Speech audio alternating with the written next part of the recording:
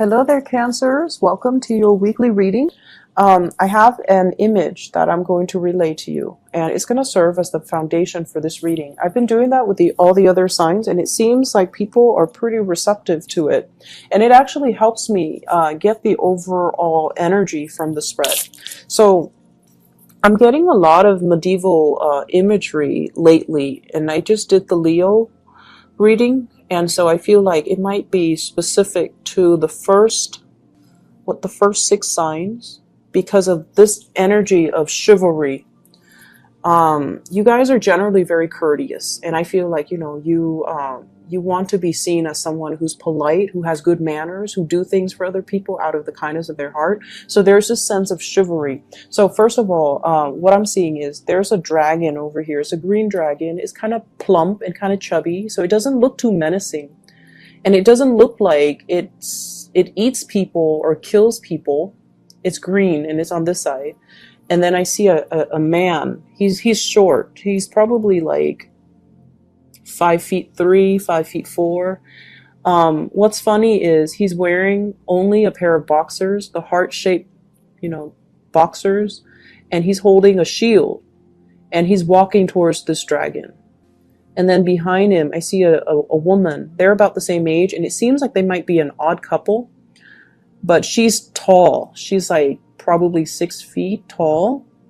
She's also holding a shield. She's wearing those medieval dresses, and she's behind him, and they're both headed towards this dragon. So when I saw that, I was just thinking, it seems like there's a major thing in your life that you're heading towards or you're doing that you're not fully prepared for. That's what I'm getting. Because the way I looked at this dragon, it looks plump, and you might assess the situation like, oh, it's harmless. It's not going to, hurl fireballs at me and roast me alive, because in your eyes, you're like, it's plump. It doesn't look too menacing, but you're wearing your boxers and you're headed towards this thing that is, 10 times your size. It could be very careless with you and hurt you. And then there's also somebody behind you, a woman or somebody that, we equate to as somebody that you're supposed to protect. And yet you're leading this person into this situation when it might or might not have a good outcome for the two of you. So I feel like it's important to, come to situations prepared. And if you're going to do something, you have to do it wholeheartedly. You can't half-ass it. That's what it feels like to me. If you're going to, head towards a monster, even if it's friendly, but you don't know that it's friendly, but it's like 10 times your size, you need to have your battle gear on. You need to have your sword. You need to put on your armor. You need to have a strategy. You can't just tiptoe in and look it directly in the eyes when you're not, equipped properly. Okay. So that is also the messages coming through with the cards. So first of all, I feel like there is a financial arrangement or a financial entanglement between you and another person. And I feel like with you and the other person, there's a great deal of trust, okay? So I'm not going to downplay that aspect, because I feel like you trust them, they trust you. There's a sense of mutual trust. And I feel like it was something that was rushed in very hastily. And thank God that, you can trust them and they can trust you. But I feel like it was like slapped together very, very quickly. And then I feel like it's gotten a little bit messy to kind of unravel yourself. And I feel like if you ever break up with this person, or if you ever stop being business partners with this person, it can be very, very, very messy. So that's the first thing I'm seeing. Something that was slapped together in a very hasty manner, and it was not well thought out. And I feel like you and the other person are figuring things out as you go. And it's almost like, you're doing things out of necessity, and you're like taking it one day at a time. But I don't see any long-term goals, and I don't see any long-term vision.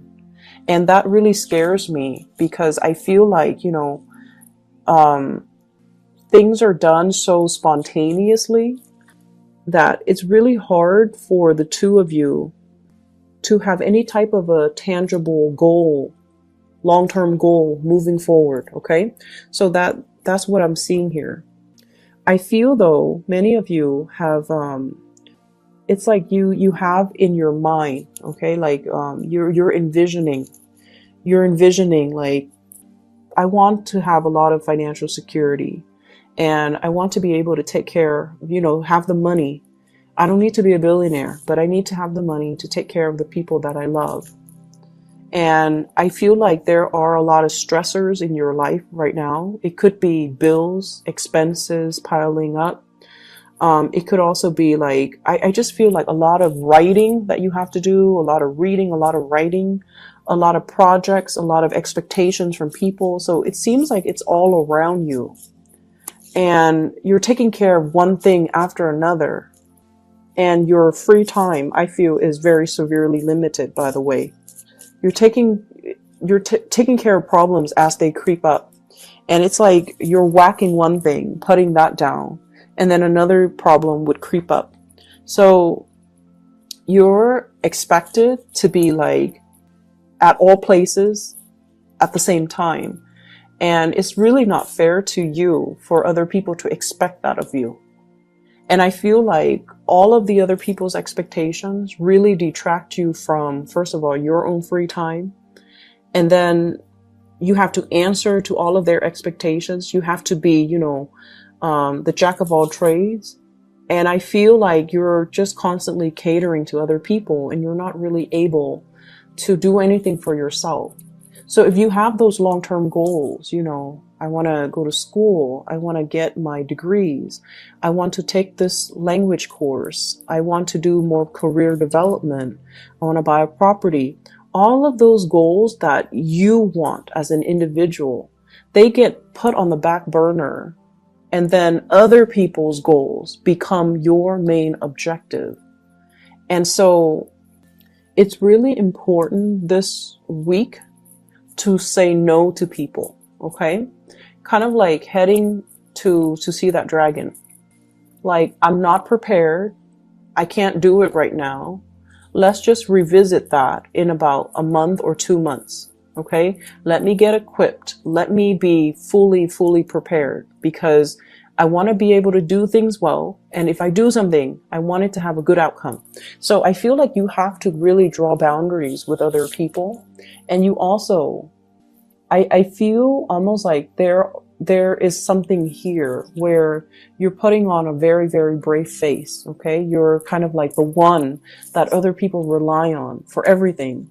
And so it's in your nature to project this very optimistic, everything will be fine. But I feel like you're constantly reassuring other people everything's going to be fine. But deep down, you don't feel that way. Deep down, you don't feel that way.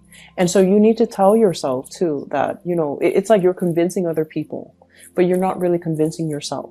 So it's time to pull back your energy, focus on yourself, and not do so much and worry so much about what everybody is doing. We need to get ourselves a little bit more grounded and a little bit more centered. Okay. For those of you there who might have recently taken on a job, I feel like they're promising you a lot more than they're able to deliver. Okay. And then I also feel like for those of you who have a job right now where you are constantly in the public eye,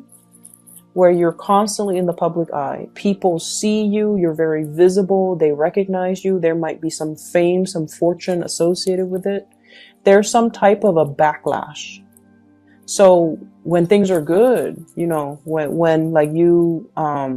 when you make progress, when you say the right things, everyone sees that you're capable and competent. One thing goes wrong, and of course they're going to blame the person who's the most visible, right? So I feel like there's something here about being very visible. It's kind of like that lightning rod, you're very visible. So when the attention is very positive, it's all on you. And then if one single thing goes wrong, they forget everything that happened before. And the negative attention is focused on you. And so the energy is very, very extreme. And it seems as if, your performance is heavily, heavily scrutinized, or your performance is being heavily monitored. So whatever you're doing at work, be very careful about, if there has been any type of theft, any type of underhanded dealings, if there has been any type of, doing things that you're not supposed to, just put a stop to it, because we are currently in Mercury in retrograde. And I mentioned this before many times with many signs. It's a time where people slip up. We're not as careful as we need to be. And things get found out. Okay, so I feel there's an element here about secrets being unearthed. We have here the High Priestess, secrets coming to light. And it could create a big rift between you and other people. Three of Swords, separation, pain, anxiety. And so that's what I'm feeling here. There was, when I got the image, there was a person. There is a person behind you. And I feel for many of you, you're with somebody that takes a lot of risks. They're very, very risky. So this can be mild, where, they're inspiring to be with, they're fun, and the two of you have, you go on many adventures together, okay? Like you travel together, you see a lot of cool things, you go to concerts, you try a lot of new things together. So it's that, the man, and then I see the woman, and I'm so sorry, the image was very heterosexual, but, for same-sex couples, it could be the same way, where you have somebody, if you're in a relationship, they're very fun. You kind of egg each other on. You experience life together. But from the extreme end, it's somebody that can, it's somebody that you could potentially make very bad decisions with, because the two of you egg each other on. Okay. So let's not, let it go overboard. Okay. They definitely, I feel like there's a sense of trust. It's a really interesting mix, because I feel like it's very new, but then the trust develops very fast, which is good. And then I see financial entanglement, like I mentioned, with the other person. So I feel like you and another person are just improvising. You could be musicians, where you, for example, you're a musician, you play a musical instrument, they're a singer. Or they might be another musician, and then the two of you just improvise and back and forth, and you create really great music, beautiful music together. One person could be a singer, the other person can play the instrument, and you improvise, and you can get a crowd, gather around you, because the two of you have great chemistry together.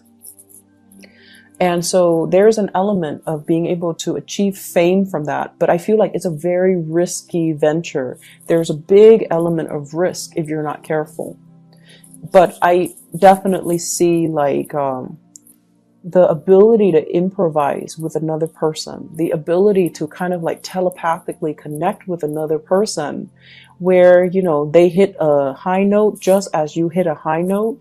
It's really beautiful. It's hard for us to find people that are, that can understand us on such a deep level. So I feel like the two of you have a lot of fun. But I would say that it's fun, but in terms of, longevity, it might not be entirely stable. Okay. If you have recently relocated and broken up with like a person from your past, you have relocated like you've moved far away for a job, and you had to break off a relationship. I feel something about it coming around again, or at least you're going to be able to talk things out, or at least get some closure, or at least the other person will check up on you, see how you're doing, and there can be a transformation in that situation. So like, you might not be lovers anymore, but you could be friends. Okay. So I feel like, and they might even, travel to see you, and the things will pick back up again. So I don't see an end to a separation, but I feel like the two of you have the opportunities to come back together eventually. It is important though to let go of exes. You're moving on to a new phase in your life. And I feel like, focus on the present moment. Focus on what you're trying to achieve and where you are right now. And like I said, we can't half-ass things. We need to come to situations prepared. And a lot of the times, preparation means stop thinking about the past. Stop living in the past. Stop measuring your life with events, people, situations from the past. You need to ground yourself in the present so that you can be prepared for what the universe has in terms of opportunities for you, new love, new work opportunities, new things in general. So I feel like, preparation is not just about, for example, putting on your knee pads or, I don't know, like those, the gears, the helmet and the shin guards and things like that for a sporting event. It's not just about, having your sword and your shield and your armor getting ready to fight. It's all about doing the simple things to simply be in the present moment so that you don't miss opportunities when they're calling to you. Okay. And then doing things half-ass as well. I feel like if there is a person from your past that you're thinking about heavily and you're like, okay, I'm over it. I'm going to get over this person. And you're still like, texting them, or you're still like trying to reach out. You're not over it. Okay. So either convince yourself, I'm done, I'm over it, and just block their number, delete their social media account, defriend them, whatever it takes. You have to kind of do it wholeheartedly.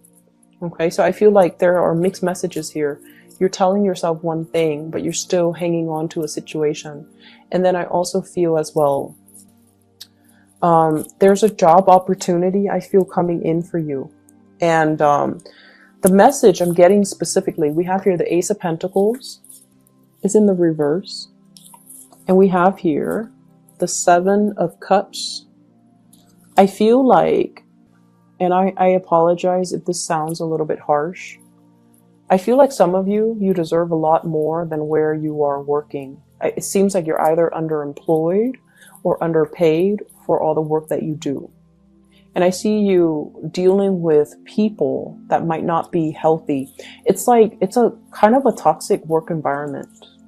And I feel like, once again, when things are good, the attention, there's positive attention. But when things are bad, you might be blamed for things, like wrongfully blamed for things. And so you don't need to put yourself in that situation. There are more opportunities out there for you. But I feel like you're hanging on for some type of tenure, some type of a promotion, some type of a next step. And it might be, 4 months before you realize I gotta go. And that's the time of Aquarius. So the Star card here does show up. And I feel like, you might hang on to something, 4 coins, for another 4 months before you realize I've got to make a move. So I feel like the March time frame might be the last straw. Okay. Cancers, I hope the reading is helpful for you guys. I hope the messages resonate. I apologize if it sounds harsh. Okay. I wish you all a very happy Thanksgiving, and I'll be back next week and I'll talk to you guys then. Okay.